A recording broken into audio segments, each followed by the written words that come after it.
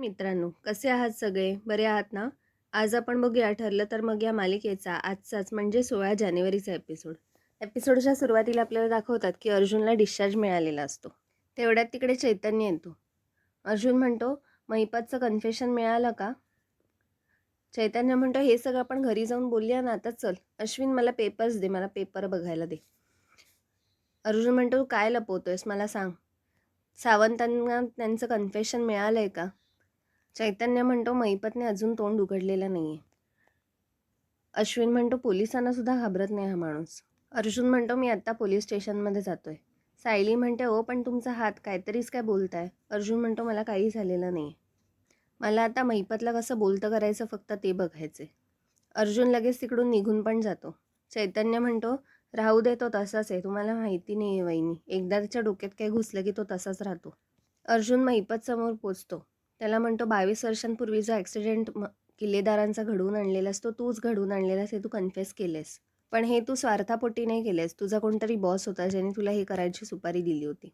ह्यांचं क्वेश्चनिंग चालू असताना तिकडे नागराज येतो. नागराज महिपतकडे रोखाने बघत असतो. अर्जुनच्या मनात पाल चुकते. अर्जुन म्हणतो, महिपतला नागराजचं नाव तर सांगायचं नाही आहे ना? इकडे प्रिया घरामध्ये टेन्शनमध्ये असते फार. ती म्हणते की मी जेलमध्ये जायच्या आधी सगळे सुभेदार मला घरातून हकलून लावते. सुभेदारांना इम्प्रेस करायचा बेस्ट मार्ग आहे तो म्हणजे स्वयंपाक.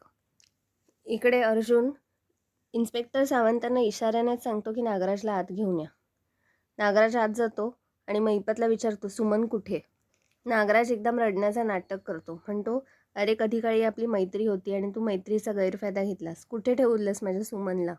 महिपत काहीच बोलत नाही, फक्त रोखाने नागराजकडे बघत असतो. नागराज महिपतच्या अंगावर धावून जातो आणि म्हणतो, अरे सांग ना, सुमन कुठे आहे? महिपत नंतर अर्जुनला म्हणतो, सुभेदार साहेब, तुम्ही विचारत होतात ना मगाशी की मला सुपारी कोणी दिली? नागराज म्हणतो, महिपत खरं खरं सांगून टाक एकदा कोणी सुपारी दिली ते. तुला तुझ्या मेलेल्या मुलीची शपथ आहे. महिपतला आठवतं की नागराजने त्याला धमकी दिलेली असते की जर तू तोंड उघडलंस तर साक्षीचं सगळं सत्य जगासमोर बाहेर काढेल. महिपत तिथेच गप्प बसून राहतो. महिपत मनात म्हणतो, हा किती नागोबा वटवट करत असला तरी माझ्या साक्षीसाठी मला गप्प बसावं लागणार आहे. अर्जुन म्हणतो, नागराज काका तू कशाला आत आलास? मी आणि इन्स्पेक्टर सावंत काय ते बघून घेतो ना. नागराज म्हणतो, माझी बायको नाही आहे.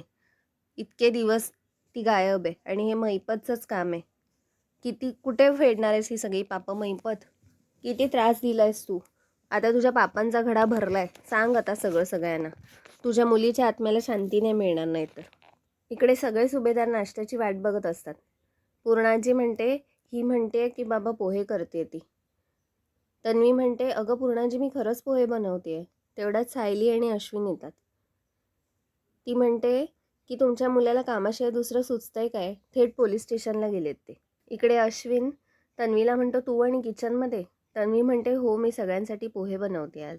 कल्पना म्हणते, मी अस्मितासाठी दूध घेऊन येते. बघते तर दूध नासलेलं असतं. ती म्हणते, अगं तन्वी, दूध कसं नासलं? तन्वी म्हणते, अगं माझं लक्ष होतं, आम्हाला माहिती नाही कसं नासलं. अश्विन म्हणतो, तन्वी, तू स्वयंपाकच करायला घेतल्यास सगळ्यांसाठी, मला बरं वाटतंय, पण तू खरंच प्रेमानेच करतेस ना सगळ्यांसाठी हे? तन्वी म्हणते, हो. आता तुझा माझ्यावरचा राग गेलाय ना? अश्विन म्हणतो, मी फ्रेश होऊन येतो, चल. सायली मग दूध आणायला जाते. इकडे नागराज सुमनकडे येतो. तिच्या तोंडातला कापूस काढून टाकतो. सुमन म्हणते, लाज वाटते मला की मी तुमची बायको आहे. मला असं कधीच वाटलं नव्हतं की इतक्या खालच्या थराला तुम्ही जाल. भाऊजींचा अपघात पण तुम्हीच घडवून आणलात ना? सगळं लक्षात आलंय माझ्या. इकडे तन्वी सगळ्यांना पोहे देऊन देते. तेवढ्यात तिकडे अर्जुन येतो. पूर्णाजी म्हणते, आम्ही तुम्हाला हॉस्पिटलला भेटायलाच येणार होतो, पण तेवढ्यात कळलं की तुला डिस्चार्ज मिळाला आहे. चैतन्य म्हणतो, मी डॉक्टरांना सांगितलं मला सायली वहिनीच्या हातचे पोहे खायचे आहेत, म्हणून मी पटकन आलो. अस्मिता म्हणते, पण सायलीच्या हातचे नाही आहेत, तन्वीच्या हातचे आहेत. चैतन्य लगेच देवाला नमस्कार करतो आणि सगळे हसायला लागतात. पूर्णाजी म्हणते, पण अर्जुन, तुला डायरेक्ट पोलीस स्टेशनला जायची गरज काय होती? प्रताप म्हणतो, पण काम झालं का? अर्जुन म्हणाला, नाही, महिपतने तोंड उघडलंच नाही, पण आज ना उद्या तोंड उघडेलच. किती दिवस असा गप्प बसून राहणार आहे. आज असं वाटत होतं की तोंड उघडेल, पण अचानक तो गप्प झाला. मित्रांनो, आजचा भाग इथेच संपला. पुढील भागात आपल्याला दाखवतात, नागराज म्हणतो सुमनला की तू मार खाशील, जास्त बडबड करू नको. सुमन म्हणते मारा, मला किती हवं तेवढं मारा, पण तुमचं सत्य मी जगाला ओरडून ओरडून सांगणार. नंतर आपल्याला दाखवतात की अर्जुन महिपतला म्हणतो की तुला काय वाटतं महिपत, की त्या अपघाताचे डिटेल्स फक्त तुझ्याकडे आहेत, ते माझ्याकडे सुद्धा आहेत.